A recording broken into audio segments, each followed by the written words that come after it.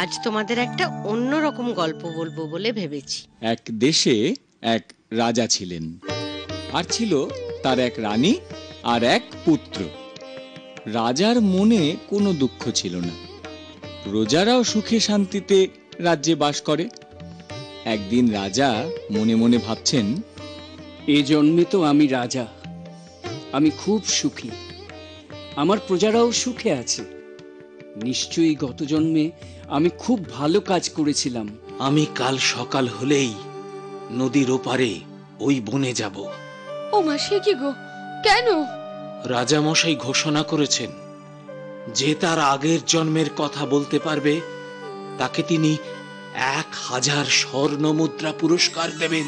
অশ্বত্থ গাছের নিচে বসে 14 প্রহর দুর্গা নাম জপ করতে লাগলো। এইভাবে কেটে গেল 10 দিন। অবশেষে দেবী ভক্তের ডাকে সাড়া দিলেন। বলো ব্রাহ্মণ, কেন তুমি আমায় স্মরণ করেছো? তুমি এসেছো?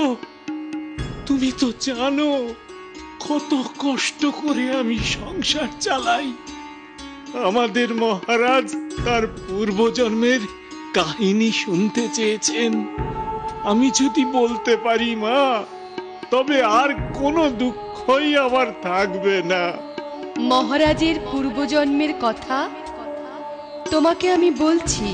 2 ক্রোশ দূরে গোয়ালার কাছে নিয়ে যাও, দেখবে গোয়ালার একটা অন্ধ বলদ আছে।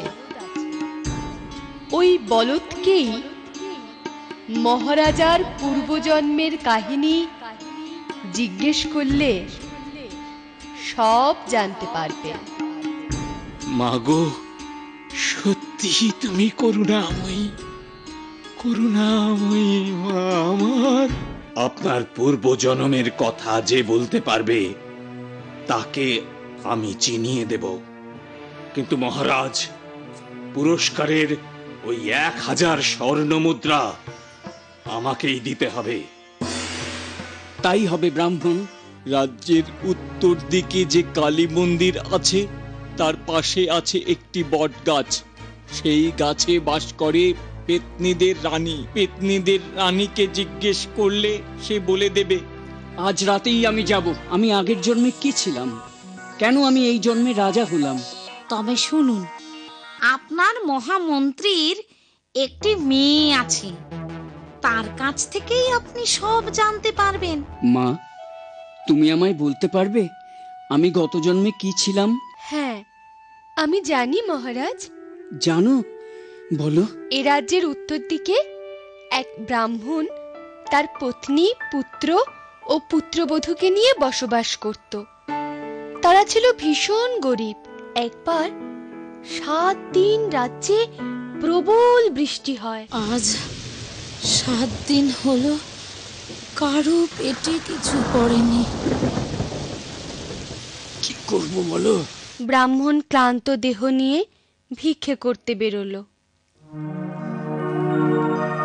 দিনের শেষে ব্রাহ্মণ অল্প পরিমাণ চাল নিয়ে বাড়িতে ফিরে এলো। হাত মুখ ধুয়ে সবেমাত্র ব্রাহ্মণ আর ছেলে খেতে যাবে, এমন সময়, মহাশয়, আপনাদের কর্তব্য জ্ঞান দেখে আমি মুগ্ধ।